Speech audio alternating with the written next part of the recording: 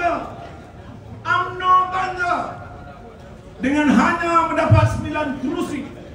Sebelum pilihan raya kecil ini, mereka telah pun dapat kerusi yang paling besar di dalam negeri ini untuk menjadi menteri besar di Kelantan, di negeri Perak ini.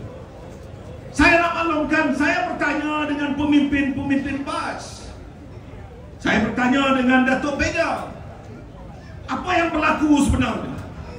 Saya nak maklumkan, sebaik saja selepas pilihan raya, mereka bertemu dengan pemimpin-pemimpin UMNO. Peja sendiri, Datuk Peja sendiri, adinda saya sendiri bertemu dengan Cikgu Syahrani dan berjanji dengan Cikgu Syahrani.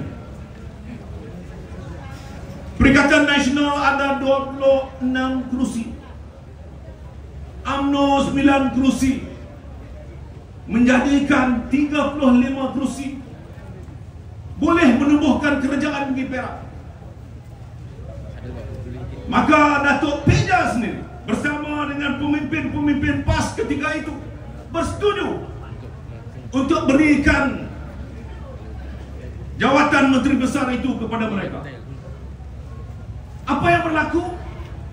Presiden UMNO membuat keputusan bahawa DAP lebih baik daripada Perikatan Nasional. Masya Allah.